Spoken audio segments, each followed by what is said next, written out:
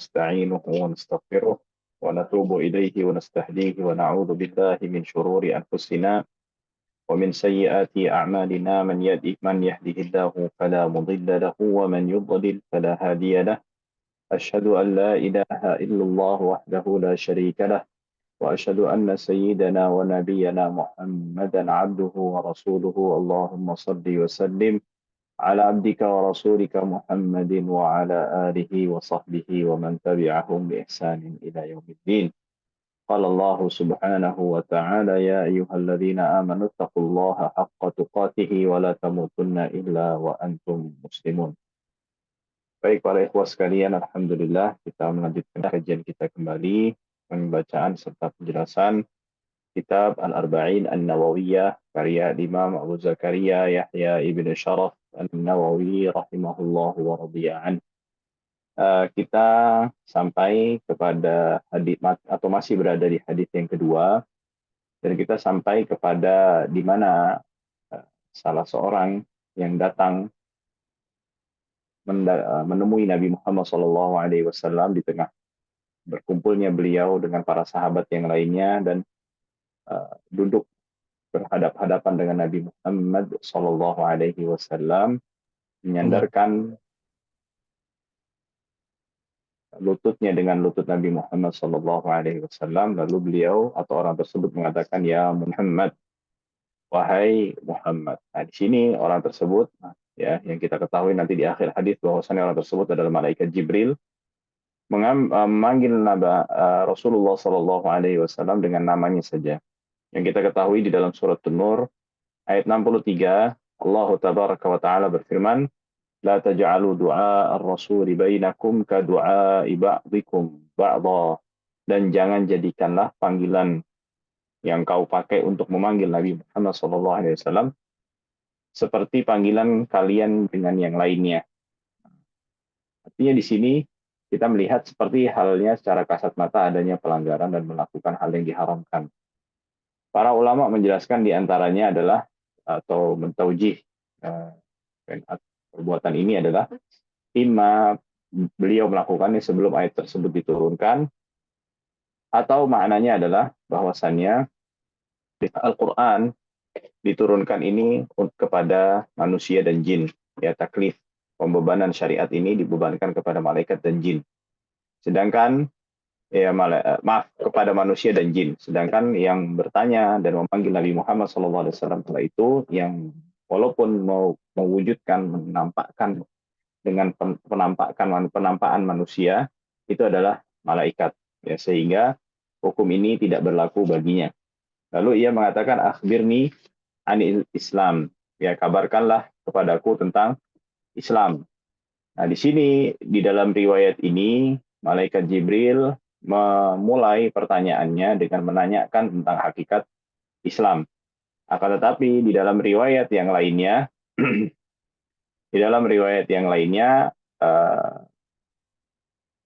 disebutkan bahwasannya di dalam riwayat Muslim ini memulai dengan menanyakan tentang Islam. Tetapi di dalam riwayat yang lainnya mendahulukan dengan bertanya tentang iman, ya. Seakan-akan di sini seperti adanya kontradiksi, atau seperti halnya dalam hal menceritakannya ini tidak terlalu valid, ya, karena adanya pendahuluan dan atau perbedaan di dalam menceritakan tentang urutan pertanyaan yang disampaikan, ya. Akan tetapi hal ini tidak menjadi soal, bahkan masing-masing dalam urutan yang berbeda ini, masing-masing dalam setiap riwayat yang memiliki perbedaan urutan tersebut memiliki faedahnya masing-masing. Ya, kita ketahui faedah yang dalam riwayat ini adalah didahulukan Islam, yang di mana di Islam ini dimulai dengan perintah untuk bersyahadat, ya, mengimani akan keesaan Allah Subhanahu wa Ta'ala dan kenabian serta kerasulan Nabi Muhammad Sallallahu Alaihi Wasallam. Lalu seterusnya melanjutkan dengan perbuatan amalan zahirah, amalan yang zahir, ya, seperti sholat, zakat, dan seterusnya. Dan iman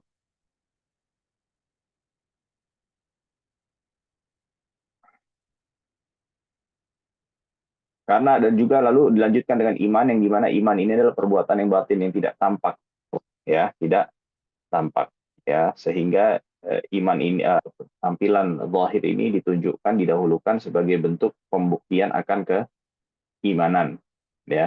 Adapun dalam riwayat yang mendahulukan iman sebelum Islam, ya, kita ketahui bahwasannya seorang tidak akan sah melaksanakan perbuatan amaliyah zahirah dari sholat, zakat, puasa dan seterusnya kecuali ia telah beriman dengan keimanan yang wajib untuk dia imani dengan benar, ya.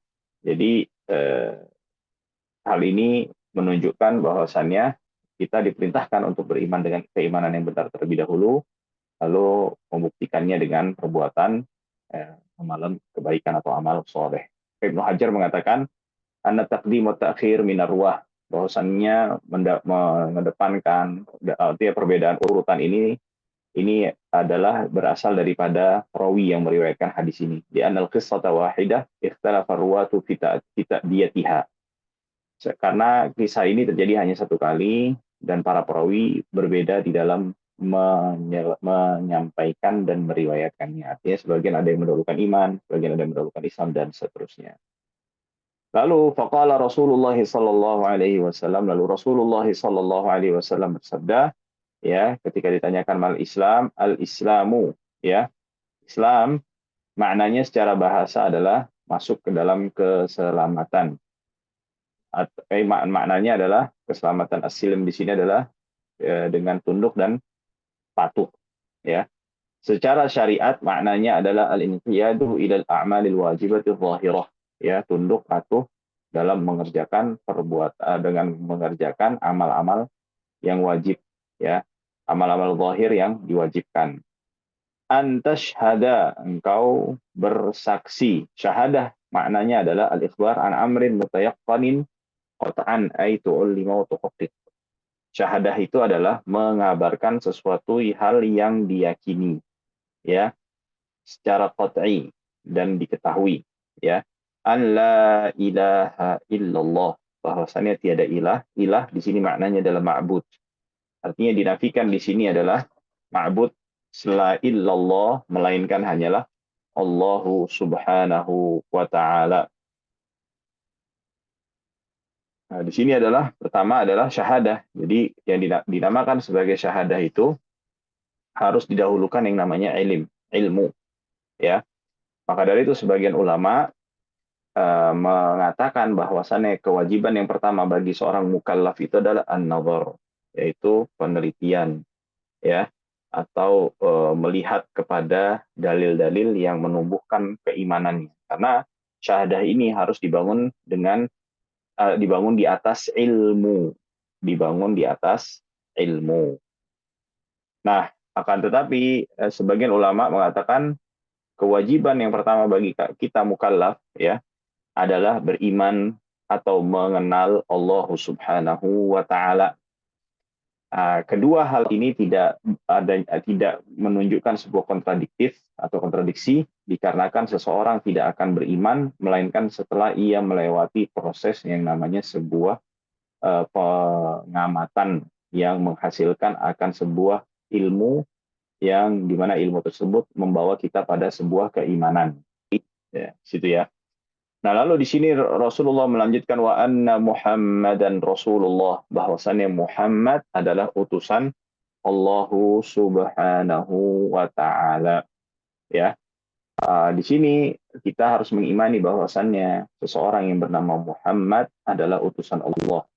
Dinamakan dengan Muhammad yang maknanya adalah orang yang banyak dipuji dikarenakan Rasulullah Shallallahu alaihi wasallam memiliki banyak karakteristik yang mengundang dan menjadikan seseorang memuji beliau Shallallahu alaihi wasallam, ya. Dan ini dinamakan, nama Muhammad ini adalah yang menamakannya adalah kakeknya beliau Shallallahu alaihi wasallam, ya. Dalam sebuah riwayat dijelaskan di dalam tarikh Ibnu Asakir, ketika itu kakeknya, ya, Abdul Muthalib, bima samaita ibnaka bi Muhammadin, mengapa engkau menamakan anakmu ini, maksudnya cucunya, bi Muhammad, dengan Muhammad. Walaysa min asma'i abaika wala qaumik. Yang dimana nama ini tidak terkenal, tidak dikenal sebelumnya oleh oleh leluhurmu. Artinya tidak ada leluhur atau orang-orang yang mendahului beliau, kakeknya Rasulullah Shallallahu Alaihi Wasallam ini yang memakai nama Muhammad, dan juga nama ini tidak dikenal di mana, di tengah kaumnya, ya. Beliau mengatakan, rajautu an yuhmada fis sama'i wal ard.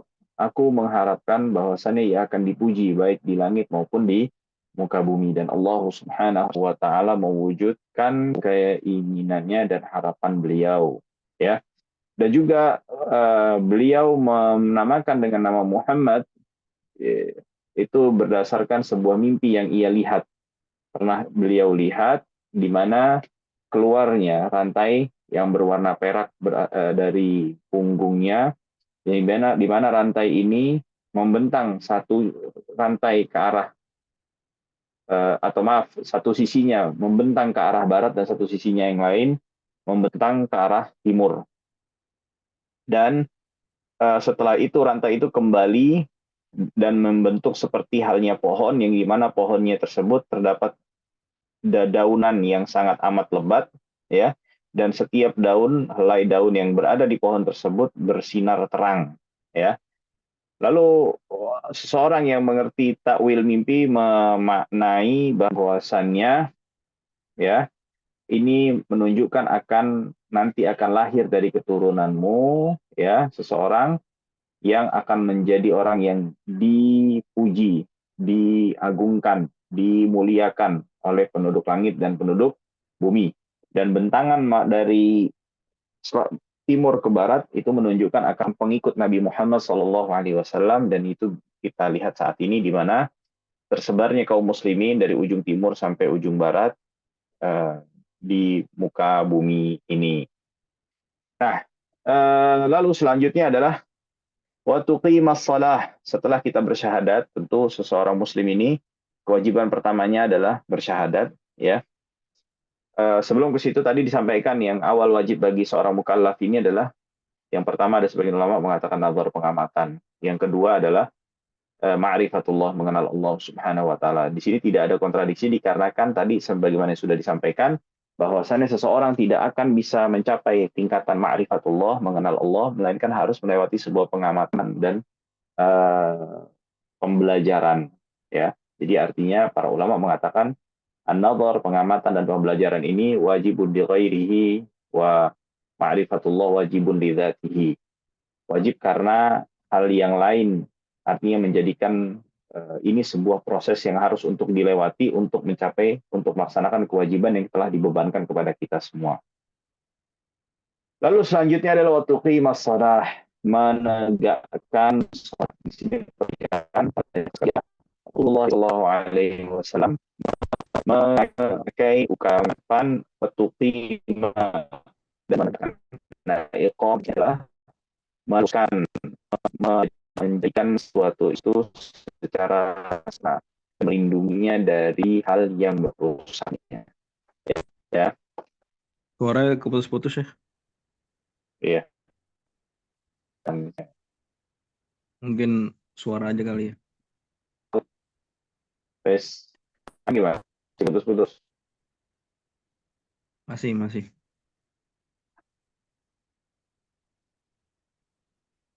Baik. Sekarang gimana? Aman. Oke. Waktu qimas shalah. Makna tuqimas shalah di sini tadi sebagaimana yang sudah disampaikan adalah menegakkannya, menjaganya dari hal yang menyimpangkannya, merusaknya. Artinya seseorang tidak dikatakan sebagai orang yang menegakkan sholat, menunaikan sholat, melainkan orang yang menjaga hal-hal yang menjadikan sholat itu sempurna. Jadi dia harus mengetahui rukunnya, syaratnya, dan seterusnya. Jadi bukan hanya sekedar melaksanakan sholat, ya. Sholat secara bahasa maknanya artinya doa, ya. Sebagaimana firman Allah Subhanahu wa taala di dalam surat At-Taubah ayat 103, "Khudz min amwalihim shadaqatan tutahhiruhum wa tuzakkihim biha ambillah dari harta mereka sebagai bentuk sedekah yang membersihkan dan mensucikan mereka dengan sedekah tersebut. Wasalli alaihim. Nah, lihat, wasalli alaihim. Dan sholatlah atas mereka. Makna sholat di sini bukan sholat yang sebagaimana yang kita pahami, yang kita ketahui, tapi maknanya adalah secara bahasa yaitu berdoa dan mendoakan. Ya. Dan juga sabda Nabi Muhammad sallallahu alaihi wasallam di dalam sebuah hadis yang dikeluarkan Imam Muslim, "Man kana sha'iman falyusalli." Siapa yang melaksanakan puasa, maka hendaknya dia yusolli, yaitu berdoa. Dan juga secara bahasa makna sholat itu juga memiliki makna al-barokah, ya, maknanya barokah. Nah, hal ini sebagaimana sabda Nabi Muhammad sallallahu alaihi wasallam, Allahumma salli ala ali bani Aufa. Allahumma wahai Allah, salli ala, ya, berkahilah, salli ala ali bani Aufa. Ya, dan juga makna yang ketiga artinya istighfar, memohonkan ampun. Sebagaimana sabda Nabi Muhammad sallallahu alaihi wasallam, "Bu'ithu li ahli al-baqi' li usalli alaihim." Aku diutus kepada penduduk Baqi' untuk, atau penghuni Baqi', kuburan, ya, li usalli alaihim, untuk bersalawat kepada mereka, artinya mendoakan mereka.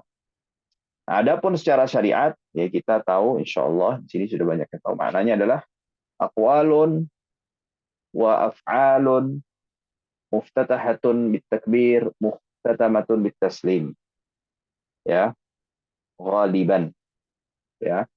Salat itu adalah sebuah ibadah yang berisikan akan perkataan, perbuatan yang dibuka dan atau dimulai dengan takbir dan ditutup dengan salam. Nah, para ikhwah sekalian, hikmah dari pensyariatan sholat sehingga Rasulullah mengatakan bahwasanya sholat ini sebagai pilar Islam yang kedua, sebagai bentuk penghambaan, ketundukan kita kepada Allah Subhanahu wa taala, dan sebagai bentuk interaksi dan komunikasi kita dengan Allah Subhanahu wa taala. Salat ini diwajibkan pada malam ketika Nabi Muhammad sallallahu alaihi wasallam dimi'rajkan, dinaikkan ke Sidratul Muntaha untuk menemui Allah Subhanahu wa taala, ya. Dan para ulama berselisih apakah ada sholat sebelum sholat yang 5 waktu ini yang diwajibkan kepada Nabi Muhammad, ya. Jadi para ulama berselisih apakah, kan kita tahu nih sholat yang diwajibkan 5 waktu nih, apakah yang gimana sholat 5 waktu ini diwajibkan pada hari Mi'raj, ya kan. Lalu para ulama berselisih apakah sebelum itu, ya, ada sholat yang diwajibkan kepada Nabi Muhammad Sallallahu Alaihi Wasallam. Dirojihkan oleh kalangan Malikiyah bahwasannya tidak ada sholat yang diwajibkan kepada Nabi Muhammad Sallallahu Alaihi Wasallam sebelum sholat yang 5 waktu. Artinya harus wajib melaksanakannya, ya. Tapi sebagian ulama mengatakan ada sholat yang diwajibkan kepada Nabi Muhammad Sallallahu Alaihi Wasallam, yaitu sholat di waktu subuh dan di waktu sore hari, petang hari, ya. Ikhwas sekalian, sholat di awal kewajibannya, ya, setelah Allah Subhanahu wa taala mewajibkannya, disebutkan oleh para ulama jumlah rakaatnya bukanlah 17 seperti yang kita kenal saat ini, tetapi jumlah rakaatnya itu adalah 11 di satu hari satu malam, yang dimana dalam sholat zuhur dan sholat asar serta sholat isya itu berjumlah 2 rakaat, ya, bukan berjumlah 4 rakaat sebagaimana yang dikatakan atau disampaikan oleh Sayyidah Aisyah radhiyallahu taala anha, annaha furidat rak'ataini thumma ukmilat salatul hadari arba'an. Ya, dahulu salat itu, ya, berjumlah 2 rakaat. Tetapi Allah Subhanahu wa taala menggenapkannya bagi orang yang tidak melakukan safar untuk mengerjakannya sebanyak 4 rakaat. Artinya ketika mereka safar diperbolehkan untuk mengerjakan sholat sebanyak 2 rakaat. Nah, selanjutnya, nah ini kita sudah mengetahui tentang seputar tentang sholat dan kenapa Rasulullah Shallallahu Alaihi Wasallam menggunakan kata wa tuqimas shalah, menegakkan sholat. Lalu selanjutnya yang ketiga daripada makna Islam itu adalah wa tu'tiyaz zakah, dan menunaikan zakat, ya. Zakat yaitu maknanya secara bahasa adalah an-numu wa ziyadah, berkembang dan bertambah.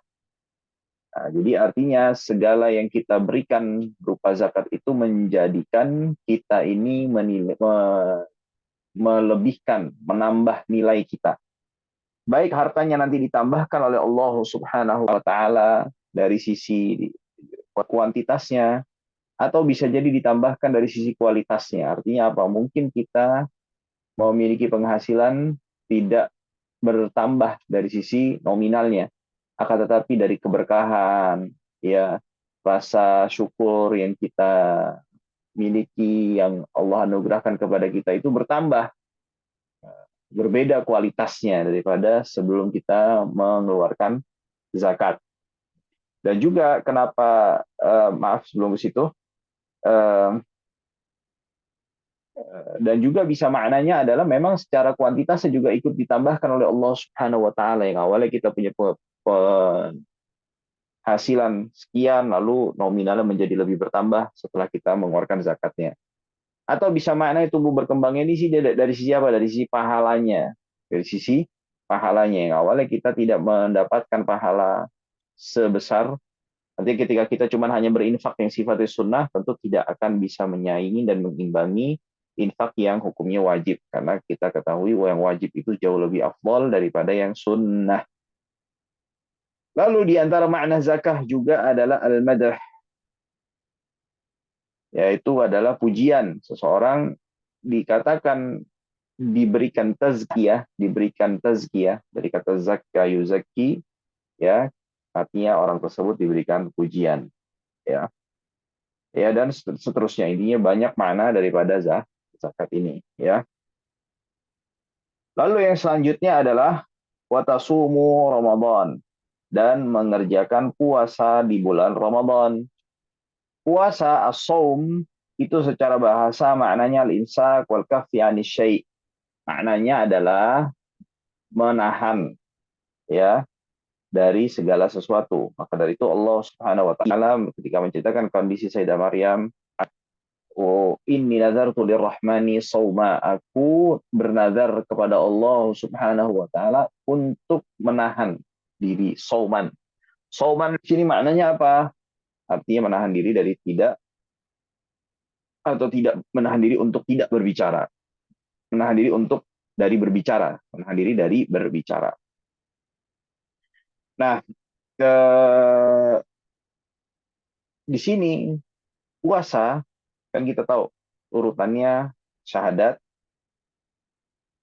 sholat, zakat, lalu setelah itu puasa. Kenapa puasa dijadikan yang nomor ketiga? Kenapa puasa tidak disebutkan oleh Nabi Muhammad Sallallahu Alaihi Wasallam setelah daripada sholat? Yang dimana munasabah, ya,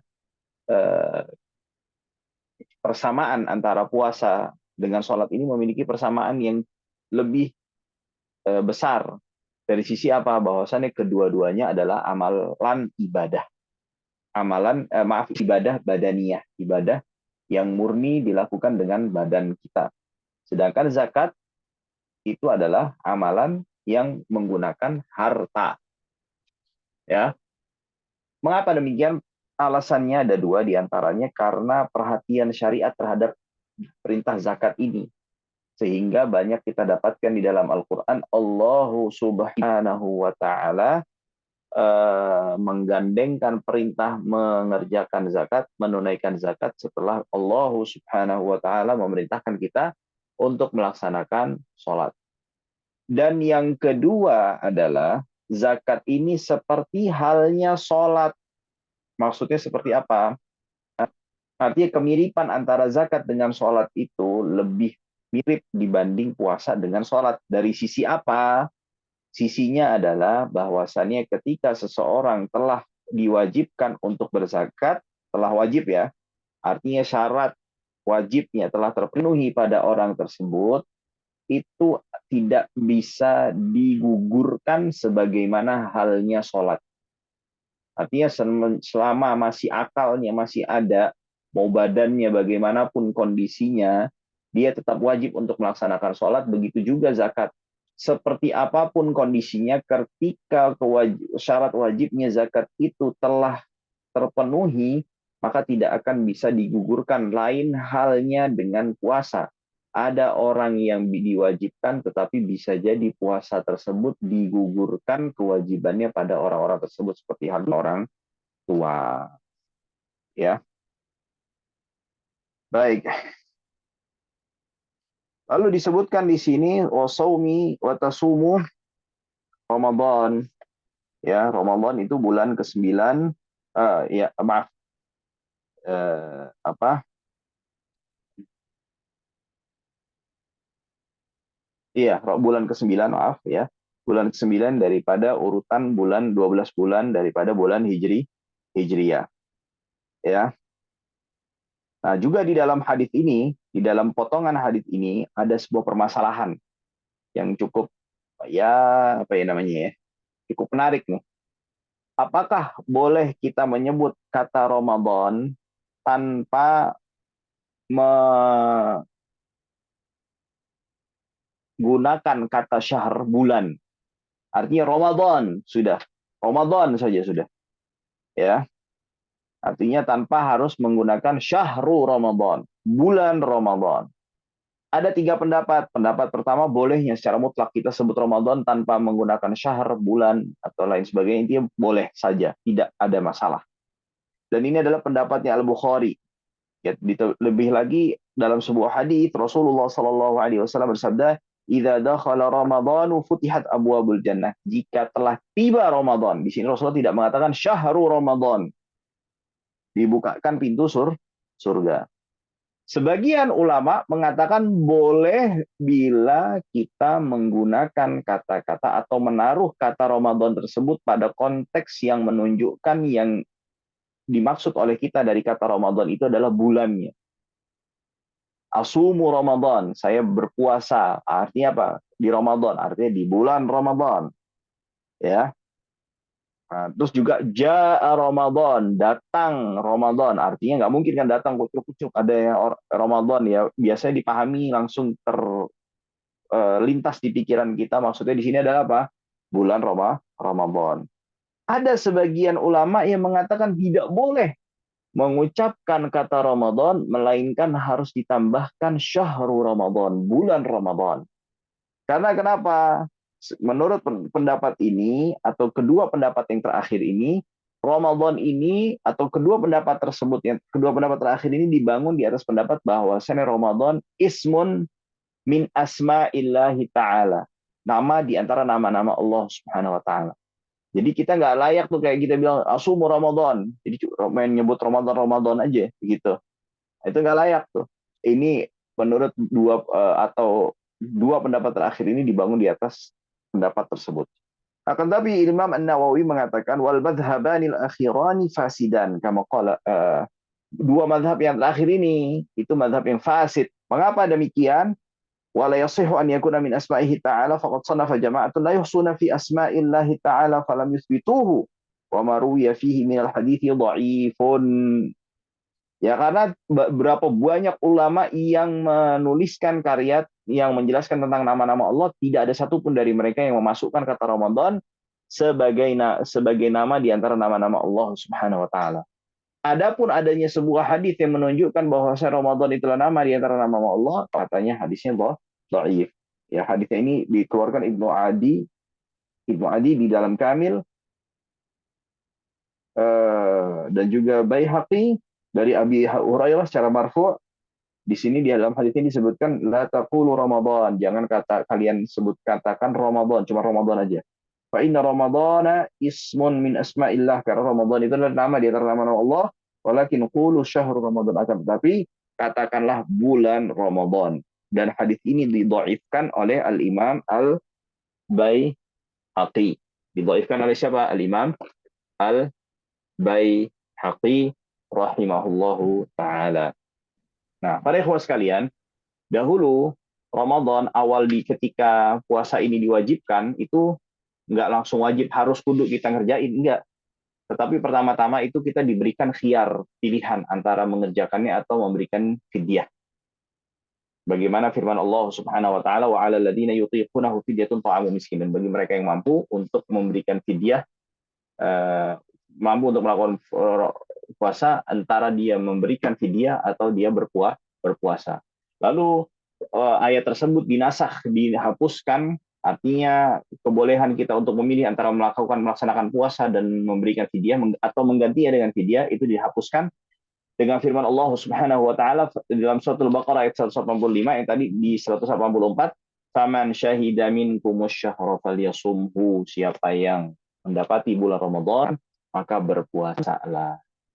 Nah, dan juga dahulu awalnya puasa ketika awal-awal diwajibkan itu, ya, seseorang baru boleh diperbolehkan untuk makan ketika terbenam matahari dan selama belum masuk waktu Isya, atau bila di waktu maghrib dia tertidur, maka ketika dia terbangun walaupun belum masuk waktu Isya, dia nggak boleh untuk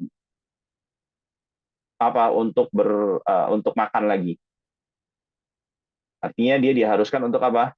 Untuk berpuasa. Untuk dia berpuasa. Nggak beda, nggak kayak kita sekarang. Yang sabit, yang sudah paten di dalam syariat ini, artinya kita masih boleh ketika terbenam matahari kita boleh untuk melakukan hal-hal yang termasuk pembatal puasa atau yang diharamkan ketika berpuasa untuk dikerjakan selama belum masuk waktu subuh atau terbitnya waktu fajar.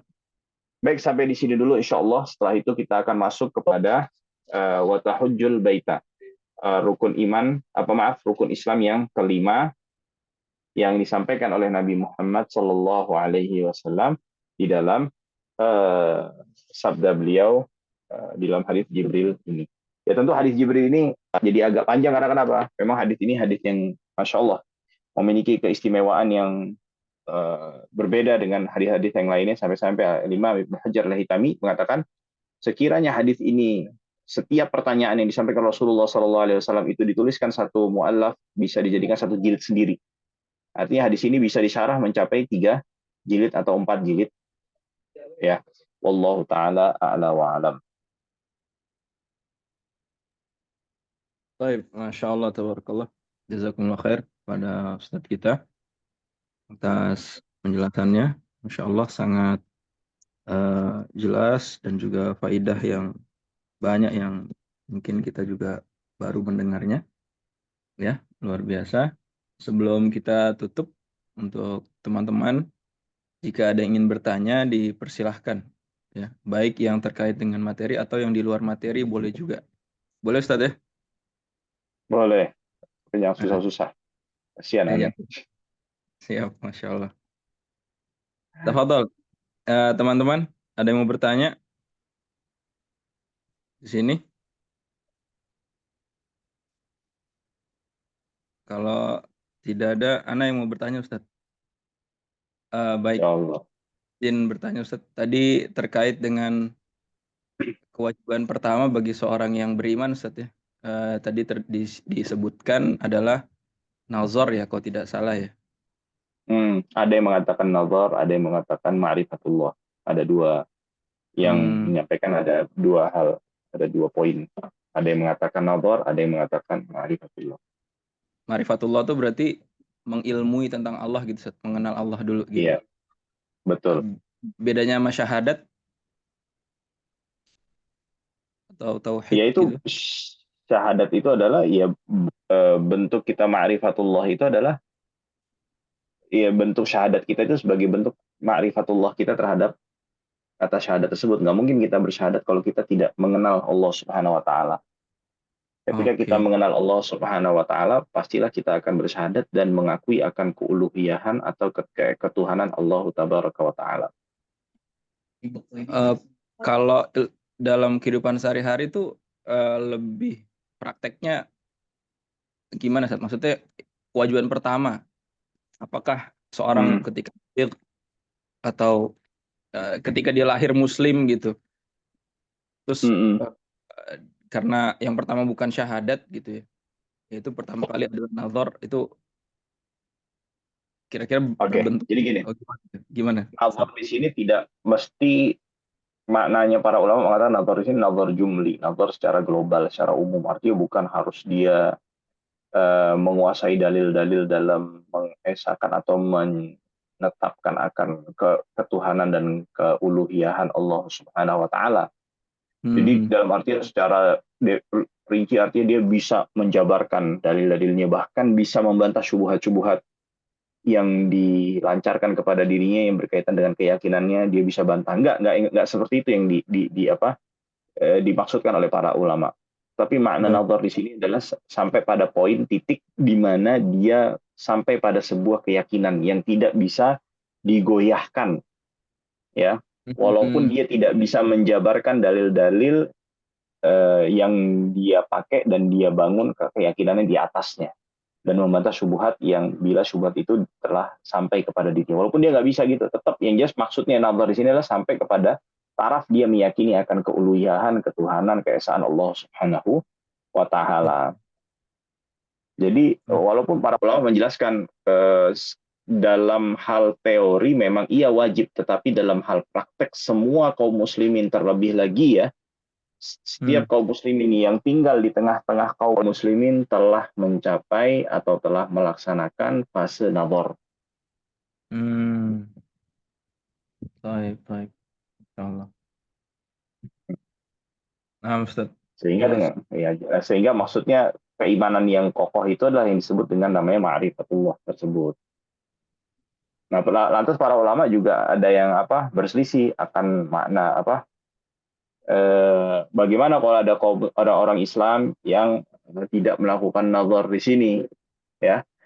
Ada sebagian yang mengatakan artinya tidak sampai tadi ya, makna nazar itu jangan disalahartikan harus dia ngerti dalil secara terperinci, enggak, dalil secara umum. Artinya kalau Hmm. dia nggak melakukan nazar sampai kepada taraf dia mencapai sebuah keyakinan yang mantap, yang kokoh, ya para Hmm. ulama dari sisi hukumnya bagaimana? Ada yang mengatakan kafir. Karena kenapa? Dia imannya tidak, karena yang namanya iman itu harus dibangun di atas jazm, sebuah kepastian. Sedangkan orang yang tidak melakukan nazar ini, yang sampai kepada taraf, tidak sampai kepada taraf dia imannya kokoh dan yakin secara teguh, itu maka dia tidak dikatakan sebagai beriman. Enggak, gitu. Nah, Hmm. sebagian ulama mengatakan enggak, tidak tidak harus orang yang tidak melakukan nazar itu enggak mesti dia jadi imannya enggak kokoh. Akan tetapi orang ini eh, imannya sah, tetapi dia melakukan maksiat karena tidak melaksanakan perintah Allah. Fa'lam annahu la ilaha ilmuilah baru kamu mengatakan la ilaha illallah. Astaghfir li dzambik, ya kan? Dia Nah, tidak melalui proses atau maaf bukan proses melaksanakan sebuah perintah Allah Subhanahu wa taala untuk kita mengilmui, dan mengilmui itu harus ada namanya proses pengamatan, proses pembelajaran terlebih dahulu sampai kita mendapatkan taraf untuk memiliki ilmunya. Wallahu taala a'lam. Dia imannya sah dan ini yang dirojihkan oleh mayoritas atau semua hampir bisa dikatakan sebagai iya mayoritas ulama maaf ya, bahwasan imannya sah akan tetapi dia dikategorikan sebagai mukmin yang berdosa. Wallahu a'lam bishawab. jadi di sini terlihat pentingnya belajar, Ustaz ya. Masya Allah. Oh iya banget. Hmm. Penting banget. Subhanallah. Jadi iman kita aja tergantung dengan kita belajar apa enggak gitu. Subhanallah. Iya, betul. Nah, maka dari itu juga iman itu kan berbeda satu dengan yang lainnya. Di antara yang bisa mempertebal keimanan kita adalah dengan lebih mengenal Allah. Lewat apa? Lewat ilmu-ilmu yang disampaikan oleh Rasulullah SAW. Semakin mendalam, maka akan semakin tebal dan semakin tinggilah derajat keimanan kita kepada Allah. Maka dari itu Allah Subhanahu wa taala mengatakan innama yakhsyallaha min ibadihi ulama. Hanya yang memiliki khasyah kepada Allah itu adalah hanyalah ulama saja. Karena makna khasyah itu adalah apa? adalah sebuah rasa khauf yang dibarengi dengan ta'zim, dengan penghormatan, dengan pengagungan. Orang memiliki pengagungan kepada sesuatu karena dia mengetahui hakikat tentang sesuatu yang dia agungkan. Dan pengagungan seseorang dengan sesuatu itu setiap orang itu akan berbeda tingkat pengagungannya dengan perbedaan tingkat keilmuan dia dan pengetahuan dia tentang hal yang diagungkan tersebut. Masya Allah. Artinya apa? Artinya keimanan seseorang itu akan berbeda berbanding lurus dengan apa? Dengan pengetahuan dia tentang keimanan dia kepada Allah Subhanahu wa taala. Wallahu a'lam bishawab. Nah, Ustaz. Masya Allah. Jazakumullah khair. Syekhuna. Wa Syekhuna. iyyakum wa Allah barik fiik. Wa Allah qadrakum wa ahsana ilaikum Amin. wa tawadhu'ikum. Ustaz Afan. Barakallahu fiik, Ustaz. Jazakumullah khair. Baik. Barakallahu fiikum. Biasa. Semoga manfaat buat teman-teman semua dan tentu semoga juga bisa kita amalkan, tidak hanya bisa kita dengarkan saja. Ya, terima kasih sekali lagi kepada Ustadz kita ya dan kepada teman-teman yang sudah hadir. Semoga juga bisa istiqomah dan mengajak teman-teman yang lain untuk bisa atau ada kerabatnya yang ingin hadir ya. Silahkan karena kajian ini bersifat umum ya dan insya Allah materinya materi untuk dasar-dasar agama kita. Sekali lagi terima kasih kepada semuanya. Jazakumullah khairan. Barakallahu fikum. Kita tutup dengan kafaratul majlis. Subhanakallah bihamdika. Asyhadu an la ilaha illa anta. Astaghfiruka wa atubu ilaik. Assalamualaikum warahmatullahi wabarakatuh. Wassalamualaikum warahmatullahi wabarakatuh. Nah.